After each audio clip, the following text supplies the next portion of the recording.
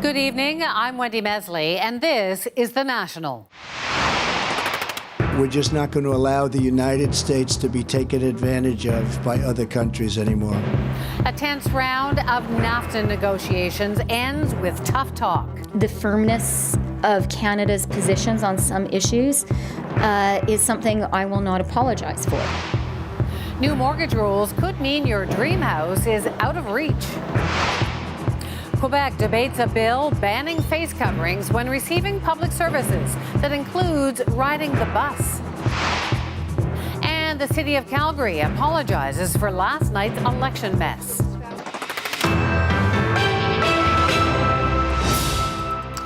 The three sides are going home, taking a longer break before the next round of NAFTA talks picks up. And after the testy round 4 closing statements, the top representatives of Canada, the U.S. and Mexico made, standing beside one another, it's not difficult to see why. The U.S. accused Canada and Mexico of being unwilling to budge. Canada said it's impossible to achieve a win if there is a winner-take-all mindset. The CBC's Katie Simpson was in Washington for it all. The small stage was an awkward spot for a big blow-up, a breakdown in diplomacy between NAFTA partners after a contentious round of trade talks.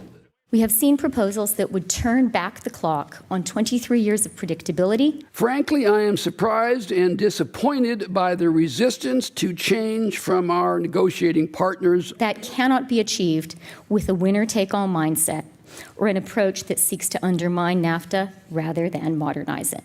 The blunt exchanges lasted 20 minutes, and after the mandatory handshakes, Canada's Foreign Affairs Minister abruptly retreated to the Canadian Embassy, where she emerged with a more diplomatic tone. I don't want to minimize the very real differences which exist between us. And the firmness of Canada's positions on some issues is something I will not apologize for.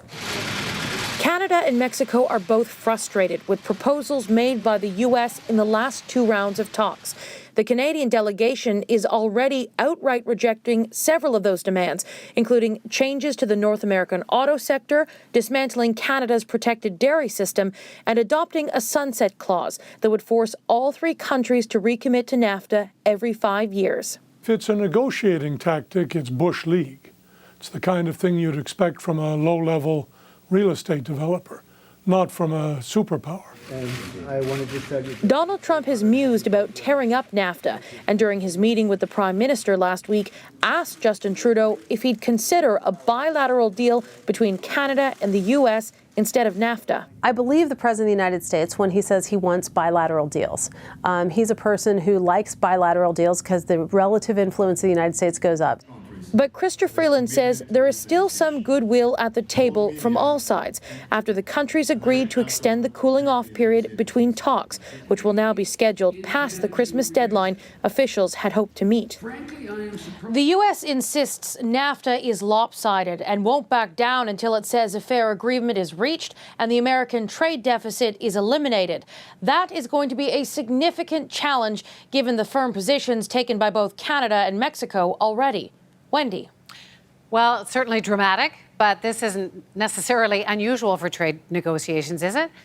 No, trade is full of drama, and that should be kept in mind when watching all of this unfold. You'll remember during the final stretch of the Canada-European free trade deal, Chrystia Freeland walked out and cried on camera during a tense point, which was an incredibly successful tactic. Storming out of discussions is not out of the norm and happened behind the scenes during those original free trade talks 3 decades ago between Canada and the U.S. Wendy. We'll see what happens. Thanks so much, Katie. Katie Simpson. Thanks. Another source of recent friction between Canada and the U.S. continued to make waves today. Bombardier's move to partner with Airbus will now see the Canadian giant C-Series jets partially manufactured in Alabama, a move that could help Bombardier avoid punitive tariffs in the U.S. But as Jacqueline Hansen tells us, Bombardier is now facing criticism for the move in this country. The celebrations continued today, 2 former competitors together applauding a deal that sees Airbus take Bombardier's struggling C-Series jet under its wing. We think it's good news for airlines customers that are already potential customers, shareholders on both sides. It's not just traditional investors who have a stake in the C-Series. Quebec's government invested more than $1 billion in it, and Ottawa lent millions. It still expects to get back. The entire amount, and Bombardier in the past has always $372 million, yeah. The companies promised to keep the majority of the C-Series manufacturing in Quebec, but there are plans for some of it to be done in the U.S. at the Airbus plant in Alabama, an attempt to get around the nearly 300% U.S. duties potentially facing Canadian imports of the C-Series. We expect support for Alberta, not Alabama. In question period today, anger over the possibility that Airbus, a European company, could reap the benefits of Canadian taxpayers' investment. The public funds were given to a Canadian corporation to develop Canadian expertise. Some of those taxpayers also have concerns. We put a lot of money in this thing, he says, and it really would be too bad if it were eaten up by someone else. The best way to make Canadian companies globally competitive and globally successful is not to protect them. This professor of competitiveness says even those Canadians who opposed giving Bombardier financial help should support this decision. So if Bombardier were stubborn and did not make a deal with Airbus, then all of the money that's been invested in Bombardier would all be wasted because the C-Series would die. Still, this company has long been criticized for its government bailouts and poor performance. I really hope this is a wake-up call for Bombardier. Because in a few years, Bombardier may not have a stake in its prized C-Series jets. As part of the deal, Airbus will eventually have the option to buy Bombardier's stake outright. So if the C-Series takes off the way both companies hope it will, Bombardier could be on the hook to sell all of it. Jacqueline Hansen, CBC News, Toronto.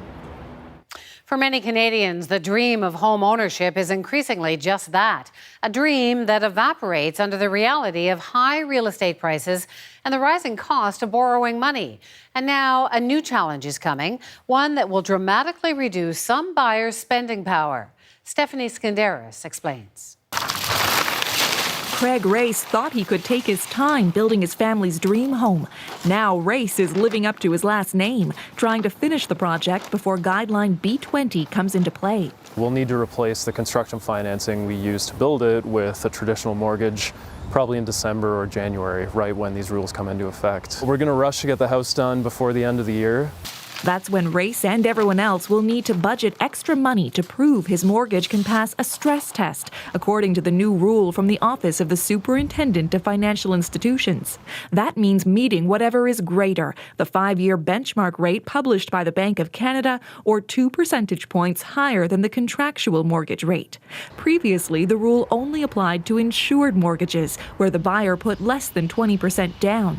Now it will apply to non-insured mortgages too, which make up almost half of total mortgages in Canada. Broker Kim Gibbons says the new rules are too stringent and will reduce buyers' purchasing power by up to 20%. For a household that has $100,000 in income, right now, at the very max that they could qualify for is a $770,000 purchase price.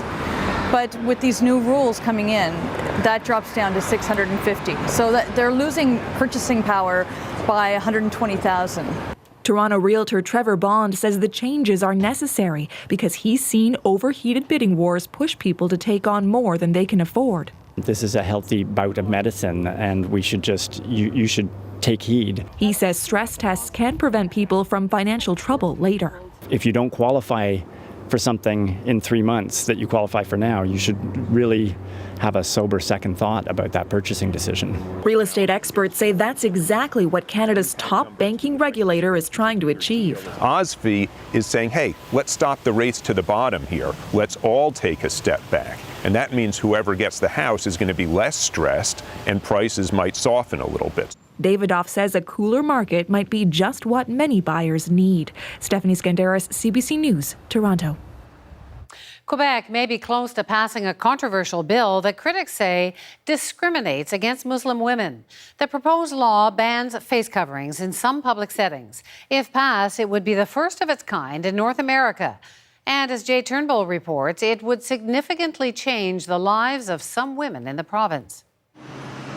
Zainab Binrush decided to wear a niqab 2 years ago, and she says it's caused unwanted attention. The past weekend I went to Carrefour Laval and a woman working there refused to serve me. She said, "I'm not going to serve you if you wear a veil." But once Bill 62 comes into effect, she fears things could get worse. The law would mean everyone giving or receiving a public service would have to show their faces. That could include a trip to the library, paying city tax bills, even riding the bus. Show your face or stay off. I take the bus maybe like 6 times every day because I go to the mall with my friends, I go out, I go to the library. So it will just make me stay home. Like I don't have a car, I don't have anyone to drive me around. So it will just like block me from the rest of the world. Est-ce que ce projet de loi leur apporte des solutions? No. The bill is close to becoming the law. The Justice Minister insists this is not a ban on the niqab. The guidelines are also there for the accommodation request, but having your face uncovered is a legitimate question of communication, identification, and security. Vallée says the ban targets all face coverings, which, she hopes, for one thing, will put a stop to mass protesters. But some Muslim groups feel targeted. Why is it that every few days they raise this issue? Either it's the hijab, or it's the niqab, or it's the burkini or the burqa. What will happen once the bill passes into law is unclear. What is a bus driver supposed to do if, for example, a woman tries to board while wearing a niqab? The bus drivers union told us they'd rather not interfere. This political science professor says it seems the government is trying to attract voters who have issues with women wearing a veil. Islam is too often equated wrongly with fundamentalism and with the terrorism and with Al Qaeda and all these groups. So there is a sense in which we have to address that. We cannot just show that we're not doing something about this. For Zainab Binrush, if the government makes her choose between her faith and the law, she says she'll keep the veil. Jay Turnbull, CBC News, Montreal. A different type of attire is at the centre of a private member's bill introduced today in Ontario. If passed, employers couldn't force employees to wear high heels on the job. The issue is particularly widespread in the hospitality industry. Earlier this year, British Columbia passed similar legislation. Authorities in the United States say they've busted one of the world's most prolific fentanyl trafficking and money laundering schemes. Among the people charged are 2 Canadians who are already in prison. It's believed the pair ran the Canadian end of the enterprise from inside Quebec's Drummond Institution. Authorities say they arranged drug shipments from Canada to the United States. A total of 5 Canadians are facing charges. Coming up, North Koreans who have escaped to the south and the underground network that got them there. Plus, hiring workers on the autism spectrum. The conversation has changed. But is that a good thing?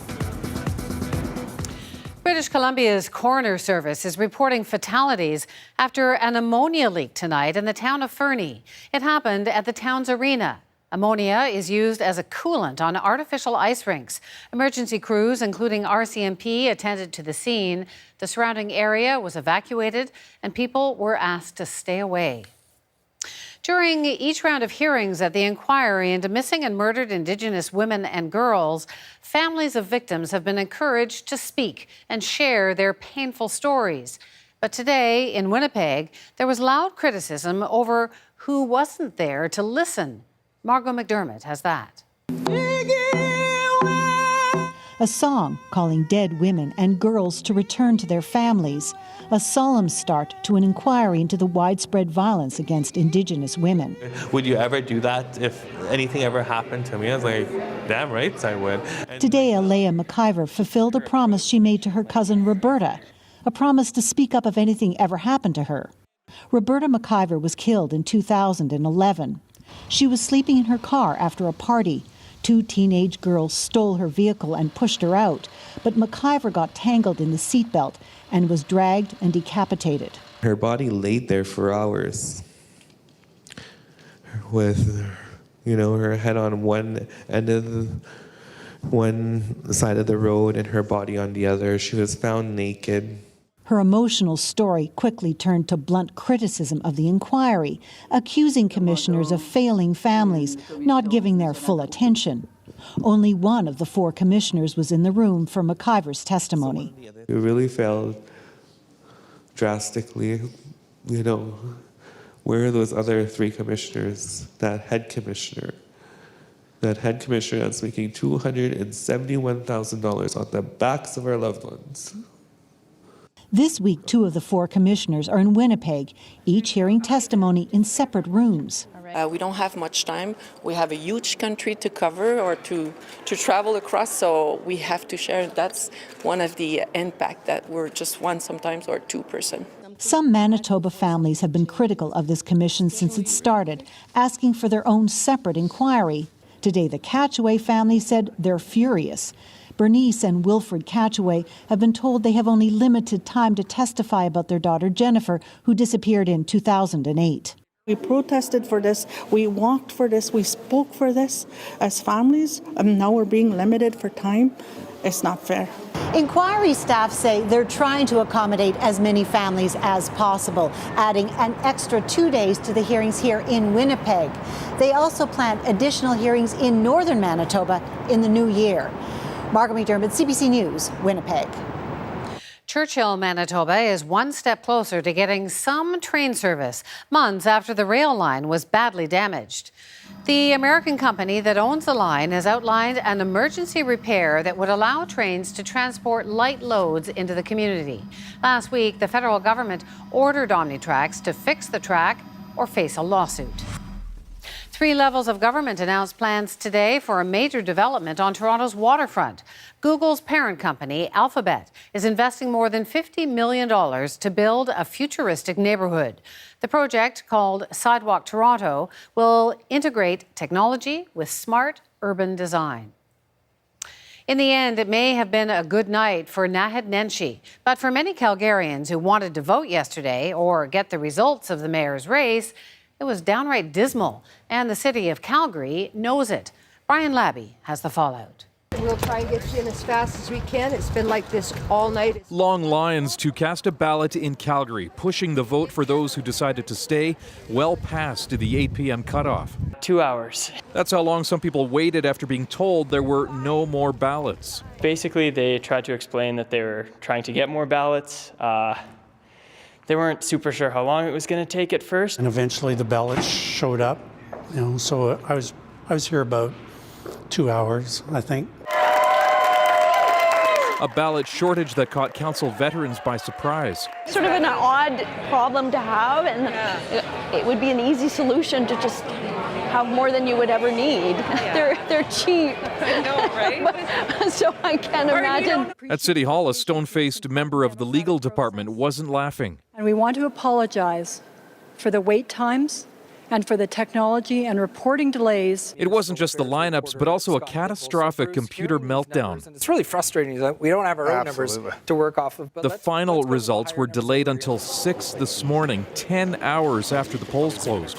The city's results website couldn't handle the traffic and stopped working, a situation that was quickly, or perhaps slowly, ridiculed on social media. The functioning of the website, it was just bizarre. This political scientist says an apology from the city is not enough. There are some people who didn't get a chance to vote because of, frankly, the incompetence of people that were running this election. We need to know that a really careful look has been taken at this, that it's not those who are sort of on the inside whitewashing the mistakes that they made. Mayor Naheed Nenshi says he supports a review, but he says it was a rookie team overseeing the vote. We had a brand new team, a brand new city clerk and returning officer, a new lead of the election for first time in many years. It kind of fell apart in the last 2 hours, but everything up to that went really well. The city's returning officer suggests it might be time to look at bringing in electronic vote counters, devices that are used in every major Canadian city. But Calgarians will have to wait for her report. It's not expected until the end of next year. Brian Labby, CBC News, Calgary. Straight ahead, the self-declared ISIS capital is captured, plus a rare glimpse inside North Korea. Going back to school, it's about catching up. letting go, and growing up. How do you feel today? Happy. Because it's the first day of school and I'm nervous. One thing is universal this first day. Shiny, clean faces, new school outfits. First day, they look so good. You should come tomorrow when they're back to normal. For some, the trek is like going into a prison yard, complete with barbed wire. It's a morning ritual that begins every school day, but there was a difference today. Moms and dads kept a watchful eye from the back of the grade 1 room as their kids settled into desks and got to know the new teacher. If you thought it was just the kids who get first day jitters, think again. I have butterflies, all the excitement, who's going to be their teacher and who their new little friends are going to be in that. And how do the kids feel about being back? I love it. I hate it. Gee, it's good to get back to school, isn't it? No, No? Why? I don't like school. What don't you like about school? Let's put it that way. The work. You don't like the work. How about the teachers? Kind of okay. What about the others? I was up in the classroom doing work. I got all my work right. And then then recess time, then we were playing, then we made my teacher a picture. Everything is new the first day of school. Where you sit and how everything works. It says bonjour. What do you say? Bonjour. Je m'appelle Madame It's a day filled with new information. Can you say that? It's a terribly exciting day Can you say for this most. part? Madame Ramponi. Don't you like anything about school? Maybe recess, yeah. Bye, have a good day. You know, every year they're a little smarter and a little more worldly, but you still sometimes yearn for them still to be that little kid. See you later, pal.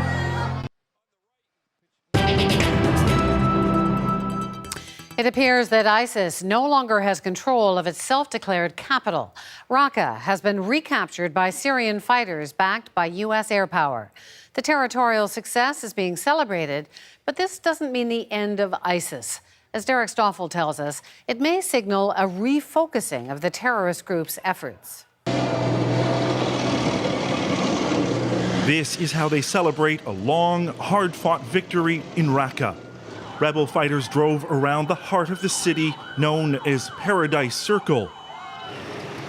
But for more than 3 years, life in Raqqa was more like hell after ISIS moved in and claimed it as their de facto capital. Today, rebel fighters declared victory. This is an historic moment, she says, for the fighters and the entire world. The battle to retake Raqqa lasted 5 months. On the ground, it was these fighters who faced off against ISIS. They're with the Syrian Democratic Forces, a mix of Kurdish and Arab soldiers. Their backup came from the skies in the form of unrelenting airstrikes from the US-led coalition. Despite today's celebrations, the Pentagon stopped short of declaring the fight over. We estimate there to be perhaps about 100 ISIS fighters that could remain in Raqqa. Defeating ISIS in Raqqa came at a high cost. About 80% of the city was destroyed, and human rights groups say about 1,000 civilians were killed. It was a horror, he says. I tried to escape twice, but they were shooting at me. At its peak at the start of 2015, ISIS controlled territory that stretched right across Syria. But with rebel forces, the Russians, and the US-led coalition targeting the militants, this is now all that's left of their caliphate in Syria. ISIS, though, is far from defeated. Unfortunately, it will be more busy in trying to commit atrocities abroad in the West. When ISIS is defeated in Syria and Iraq, one of the biggest challenges will be figuring out how to stop its global recruitment drive, which has fueled its brutal brand of extremism for years now. Derek Stoffel, CBC News, Tel Aviv. Protests are taking over the streets of Barcelona after the leaders of Catalonia's 2 key separatist groups were imprisoned. Tens of thousands of people demanded their freedom. The government of Spain is warning that if Catalonia does not abandon its symbolic declaration of independence, The region will be put under central rule. For a secretive, isolated regime, we've come to know a surprising amount about life in North Korea, mostly from the thousands who've been able to escape and see the world for the first time through an unfiltered lens. But as Sasha Petrusik reports, starting over in South Korea is a dream that's getting harder to realize. The apartment blocks on the outskirts of Seoul are a stone's throw from North Korea. But for Choi Seong-guk, it's another world. He fled 7 years ago and now relishes freedom with every stroke of his cartoonist pen. 이렇게 바뀌는데 이게 그리고 사람은 The North is an artificial world, he says. You have to hide your feelings and the truth. I had to get out. He now nervously follows developments back home and recounts his own escape, frame by vivid frame, online. For curious South Koreans. It's a nightmare, Choi says. You risk getting shot crossing the border, being tortured if caught, and dragged off to your execution. Still, every year, thousands try. They bribe officials and pay brokers to get them out. There's even a kind of underground railway, a network of safe houses through China to help them dodge the police, who would send them back. The lucky ones make their way through Laos or Thailand and on to South Korea. Up to 1,500 defectors land in Seoul every year, though the number is dropping because of crackdowns en route. They've built a community of some 30,000 in the south, each getting a modest subsidy from the South Korean government and help from NGOs. That includes tutoring to brush up on skills required in a competitive market economy. The language and culture here is at once familiar and totally alien. For instance, outbursts of individual expression on the street won't get you arrested in South Korea. Neither will journalism. That's what Park Sang-gae is studying at a university in Seoul. She defected from the north with her parents, but left a large family behind. 남겨진 친척들과도 이제 만날 수 있는 그런 기회. My big dream is to see my broken family again, she says, but I can't go back. For the regime there, I'm a traitor and they'll kill me. Park's been hearing threats of war all her life, and she's largely immune to those. What troubles her is the money spent on guns instead of food. People are suffering. They've been extorted all their lives for these weapons, so they're poor and angry. Citizens in the north are also being kept in the dark. This radio station in Seoul tries to change that, to pressure the regime by informing people about world condemnation of Pyongyang's weapons. We're trying to increase knowledge and build up resistance to the nuclear program, says Lee Kwang-baek of NK Radio. Ordinary people can't protest there, but passive resistance would make a huge difference. Many in the South are trying to make a difference. Cartoonist Choi doesn't just draw pictures, he also helps others who want to defect, with advice and sometimes money. Sasha Petrusik, CBC News, Seoul. Still lots ahead, including a trend in the job market. They judge me based on the work I do rather than the person I am. More companies are hiring people on the autism spectrum, but are there disadvantages to that? Plus, two brothers make a difference in their community. That's all coming up on The National. But first, a look at the day's business numbers. The TSX rose 14 points. The dollar dropped 1/10 cent. Another record high for the Dow, gaining 40 points. The price of oil closed down 3 cents a barrel.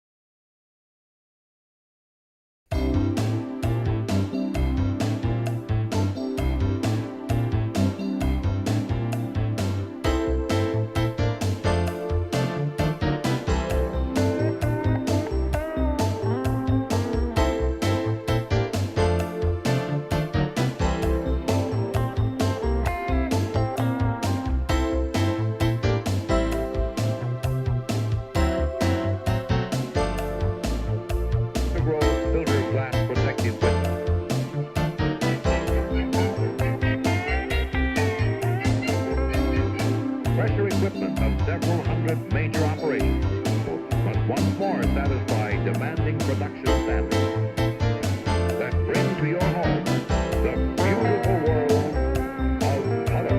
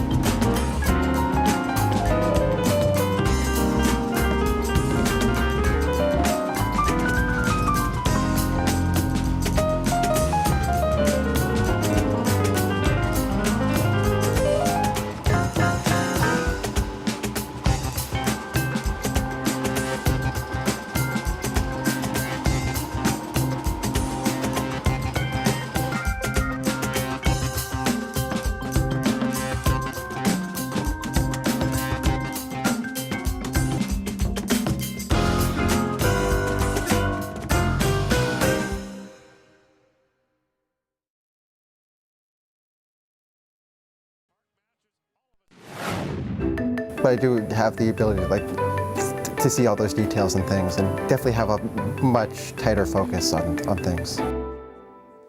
Focusing on a person's ability instead of their disability. The idea isn't new, but it's finally catching on in the workplace, that employees on the autism spectrum have specific skills that others don't. Might sound like a win-win situation, but not to everyone. As Joanna Remiliotis tells us, some feel strongly that there is a downside to disability in demand.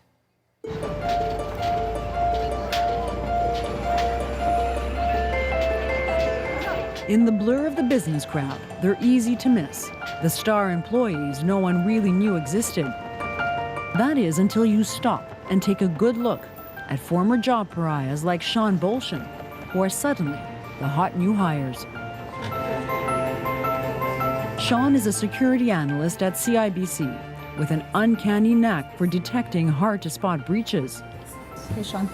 But until a couple of years ago, he was the one who was always overlooked. At 30, this is his first job. Did you have trouble getting a job before? I did, because the interview process was difficult. What was difficult? What part was hard?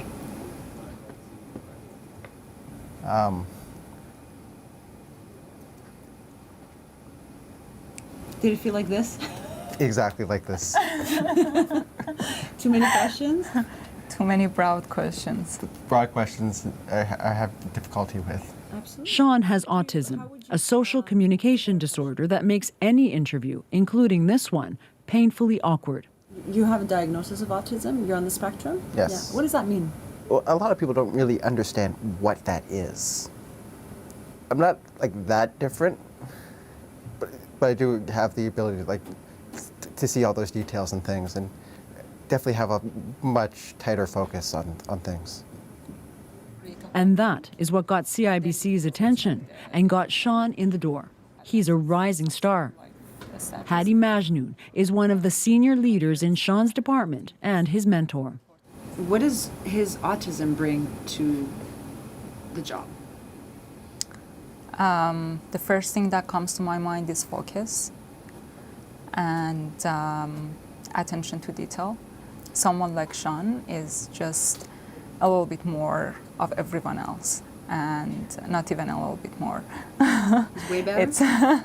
It's a very big strength.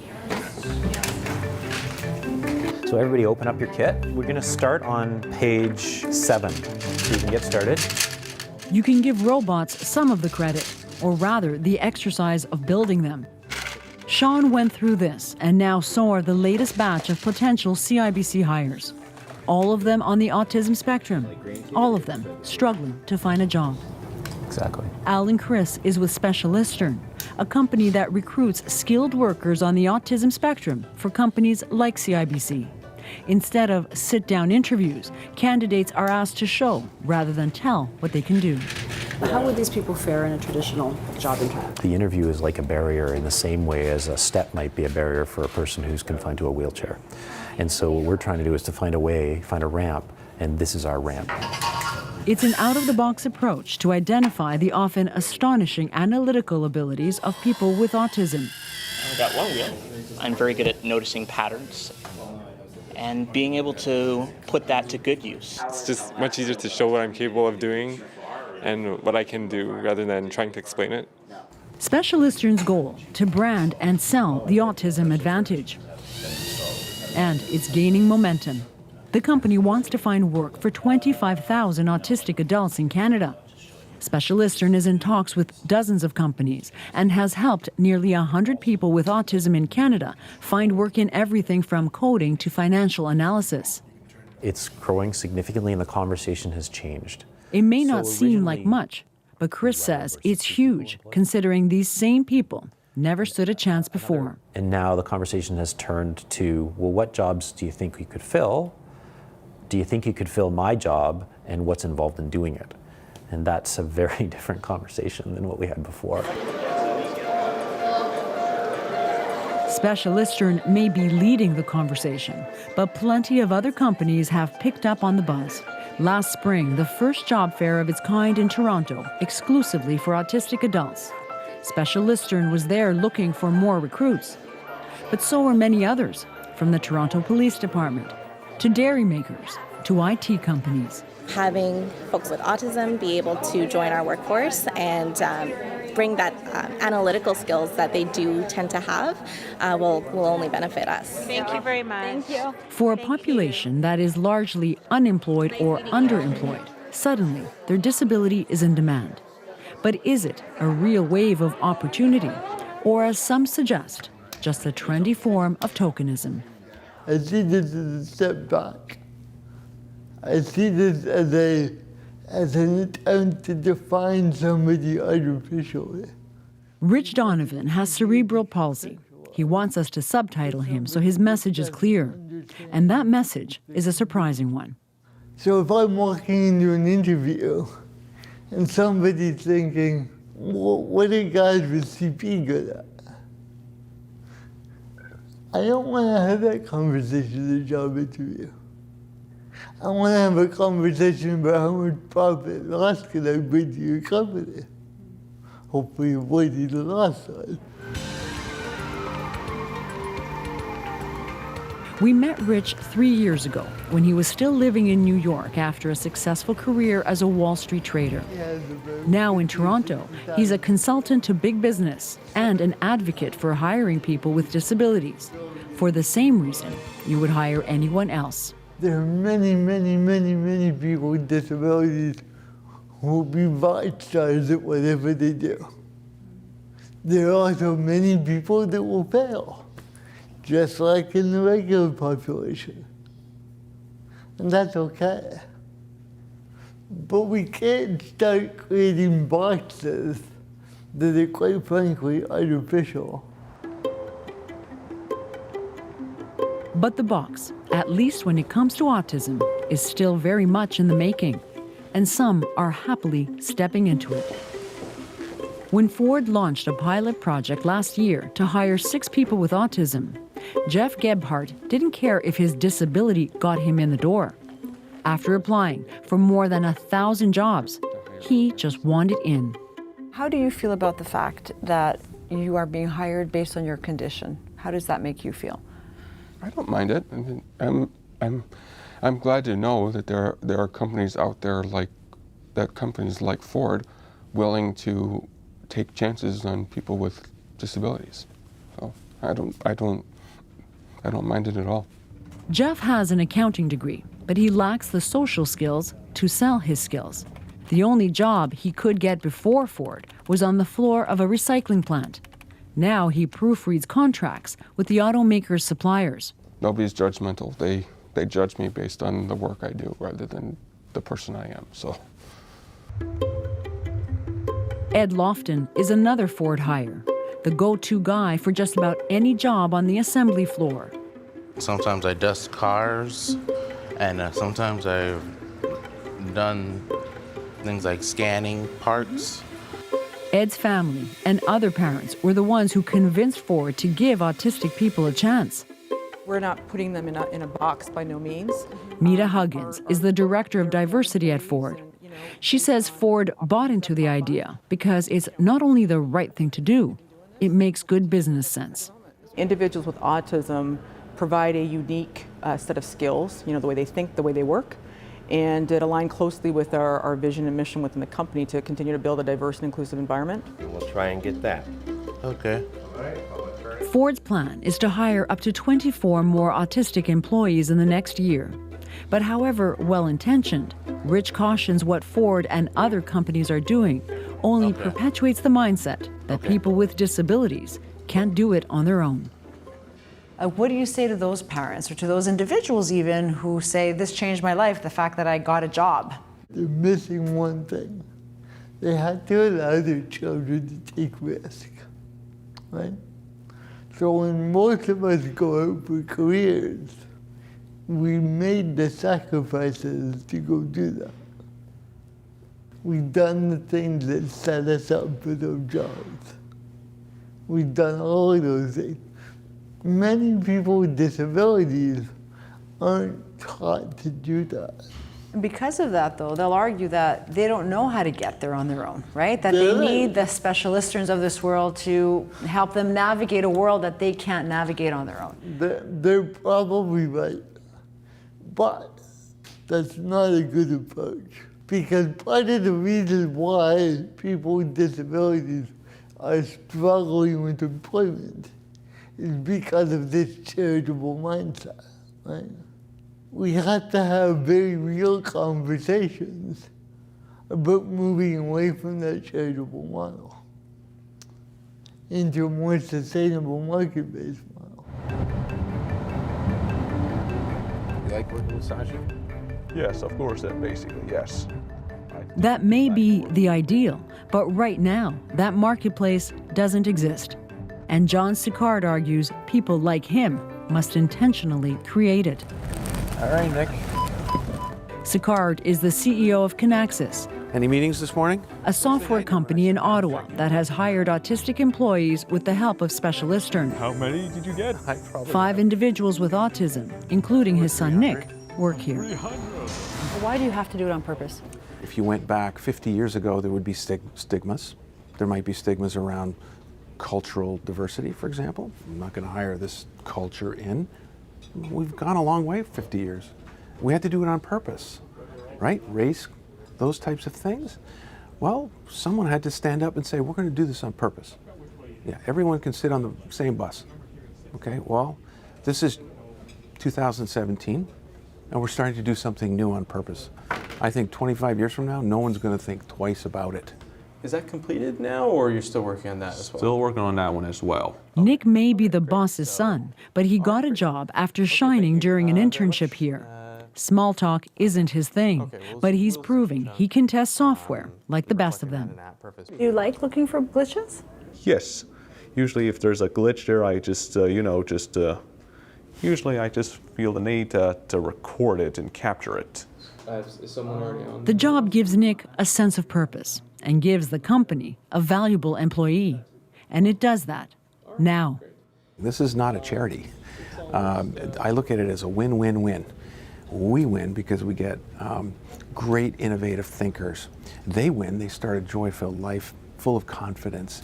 And their parents win, and their friends. Anybody who were doubtful of what life would be like, it's a good place now. It's been great to meet everybody. It's a good place for these people too. Remember the recruits building robots? All of them got hired. 1 at TD Bank, 4 at CIBC. Yeah. That would make sense. Yeah.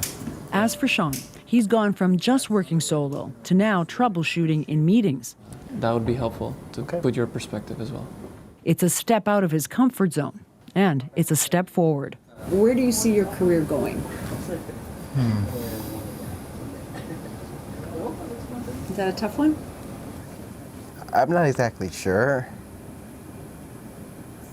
For me, change is something that's difficult for me. I like a lot of the same, even though I do want more for myself. So it's difficult. So that is difficult. But when you're ready for change, you'll be okay with that? Right, yeah, I think I would be okay when the time comes. It is, after all, still very new for him and for business in general. But Sean's success now and in the future may prove he and others like him are much more than just a corporate novelty. Joanna Rumiliotis, CBC News, Toronto. The opposite of corporate novelty. Up next, a business specifically built to employ people on the autism spectrum. Stay with us.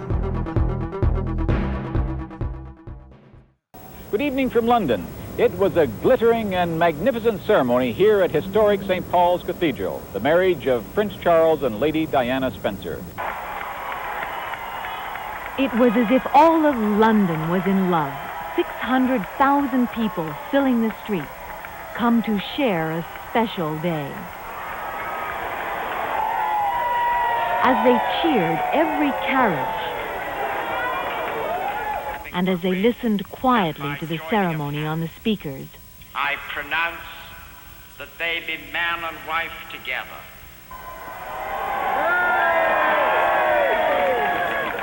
they were, quite simply, rejoicing. Because I love these things. I love royal weddings and royal anything. Yes, it's Britain, isn't it? It's Britain. We're here because we're English, we're British. This is a great day for us. The crowd in front of me today has been absolutely marvellous. They've enjoyed themselves watching the procession, and they seem to have enjoyed it thoroughly. It was a time to forget all the troubles, and anyone who tried to bring them up didn't have a chance. For the country. It's good for the country, yeah, it's good but... for ordinary people like me who go to work every day. Yeah, and but for what about thousands people and that millions haven't of got other jobs? people like us, all right? What about It's people good that haven't for got us. jobs? I enjoy it. What about fellas like me as well? What about fellas like me? It's just for the ordinary working people who go to work every day who've got a job. All right, we're lucky we've got a job. Yeah, but this what about is the people that marvellous. haven't This got is a job? England. Not only the British thought it was marvelous, the Trudeau children watched from Canada House with their mother. Well, I thought it was like a fairy tale. And like the trumpets and the band and the Prince Charles was the prince and Lady Diana was the princess and was very happy. What did you think of Lady Diana? I think she was very beautiful, and I'm glad that Prince Charles has picked her. He has made a very good choice. Misha, what did you think of the whole thing? I think the band was nice. I'm a musician myself, so I would think it's nice all the time. Lady Diana was nice, Charles was nice, The church was nice. The queen was nice. Not just the children, but all the world seems captivated by the beautiful princess in her magnificent dress. She looked beautiful. She had lovely frills around here, and she looked like a lemon colour, didn't it? Lemony cream. It wasn't white. Lovely. Even as they saw it, this London fashion house was copying it, frantically working from a sketch made the moment the bride appeared on television. Ours is white, hers was ivory, more to cream. Secondly, really the important thing is we are not using pure silk, we're using artificial silk, and therefore it's a lot cheaper than Lady Diana's or Princess of Wales dress would be if one could buy it, which of course you can't. Within hours, 3 copies of the dress will be in London stores. Within days, thousands. The wedding has obviously been a tremendous boost for the British fashion industry and for the British economy, and also, perhaps above all, even if only fleetingly, for a faltering British spirit. Eve Savory, CBC News, London.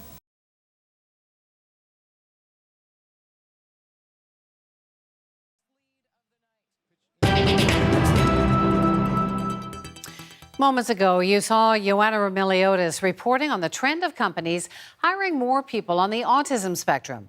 But there's already a business model that's way ahead of that trend. It was actually created with the goal of providing jobs for people with autism. And as you'll see in Joanna's next story, business is booming.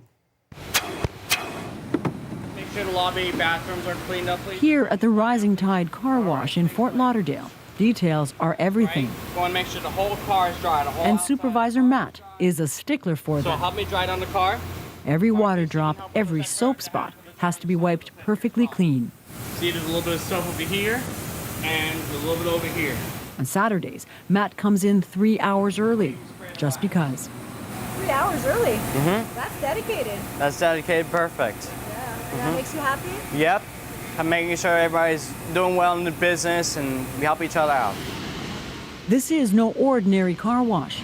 It's a labor of love with a labor force that is giving this place an incredible advantage. 80% of everyone who works here is on the autism spectrum. Overlooked and considered unemployable before, their success now is inextricably linked to rising tides. Make sure you get all 4 corners, right? Tom Derry is the owner. For most of our employees, this is their first job. Most of our employees would be sitting at home, probably playing video games, probably not having a whole lot of friends. Let's box and fill all the way around that window, dude. Tom doesn't just know this, he's lived it. There we go, that's a good window. You see, the inspiration for Rising Tide, for making a conscious decision to provide employment for people on the spectrum, came from Tom's brother Andrew. How do you feel about getting up in the morning and having a job to go to? Getting up in the morning, it's kind of exhausted. That part, yeah, you don't like so much. The Derry family bought the car wash to give Andrew and people like him a job. People with autism are exceptionally capable. In fact, the only reason there's such high unemployment among people with autism is because we as a society look at autism as a disability that requires sympathy instead of a really valuable diversity. So we wanted to prove that that was the case, that people with autism really have a lot to bring to the table. So we wanted to build a brand and a business around their capabilities. And the profits are soaring. When the Derrys bought the business 4 years ago, it was servicing 35,000 cars a year. Now it's up to 160,000, proving the Derry's point that autistic adults need jobs, not charity. We're trying to essentially blow that up and say, yes, when people with autism are young, there's hurdles that they have to go over, just like all of us, but many of them work super hard, overcome those things, and are ready to be really capable people in the workforce when they become adults. And if we're overly brazen about how awesome they are, it's just because we get to work with them every day and we get to see it. You're gonna work with Jonathan, all right? I know he's your brother and you have a bit of a bias, but Andrew, how do you think you're doing? I'm doing great. Yeah? Are you like a valued employee? I'm a valuable employee. Yeah. What makes you good? I do the process very great. And what else? And earn money. How do you feel about that? I feel great for that. Business is doing so well. The Derrys are now opening a second location. They haven't even posted any jobs and have gotten more than 700 calls from potential applicants, all of them with that one specific qualification, the autism advantage. Joanna Rumiliotis, CBC News, Fort Lauderdale. We'll bring it back to our top story when we come back and start thinking. We want your questions for At Issue.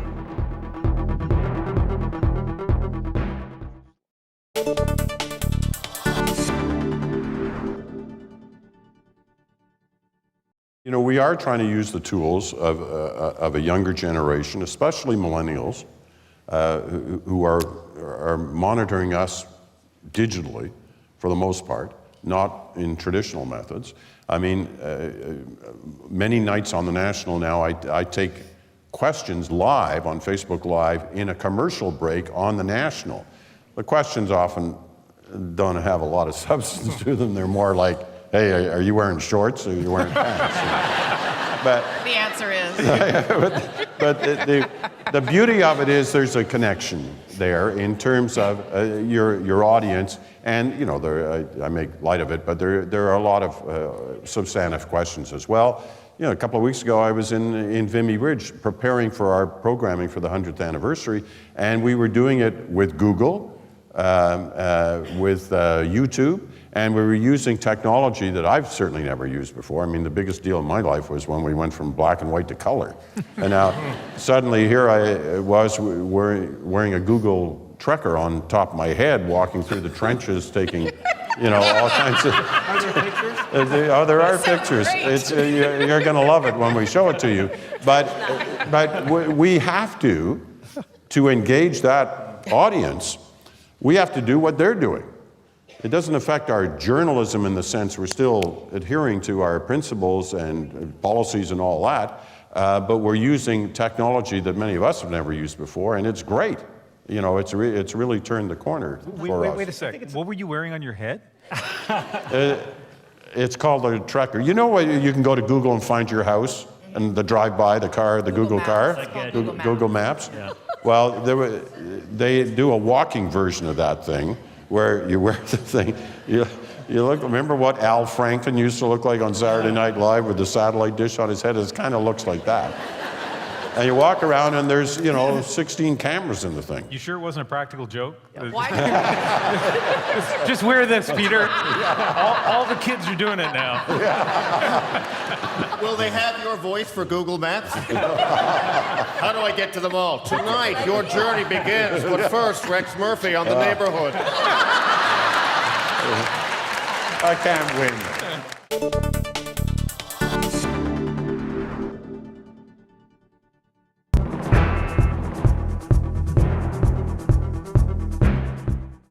Don't miss the Great Canadian Baking Show. It really is the best thing since sliced bread. She's right. CBC Music presents the Canadian Music Class Challenge. Teachers, go to cbcmusic.ca/music class and upload your students playing a selected song to enter. Just before we go, a look back at our top story. The Foreign Affairs Minister says Canada still believes a win-win-win is possible for NAFTA. But that cannot be achieved with a winner-take-all mindset or an approach that seeks to undermine NAFTA rather than modernize it. A reported jab at the U.S. was met with equal ire at the close of round 4 talks. Frankly, I am surprised and disappointed by the resistance to change from our negotiating partners on both fronts. Talks move back to Mexico November 17th. The future of NAFTA is only one of the big issues on Justin Trudeau's plate as his government hits an important milestone, 2 years since it was elected. That's halfway through its mandate, and we want to hear from you. So please send us your questions for At Issue on the National's Facebook page, or you can tweet with the hashtag #AskAtIssue and tune in on Thursday. That's the National for this Tuesday night. For news at any hour, you can always go to cbcnews.ca. I'm Wendy Mesley. Thanks for watching.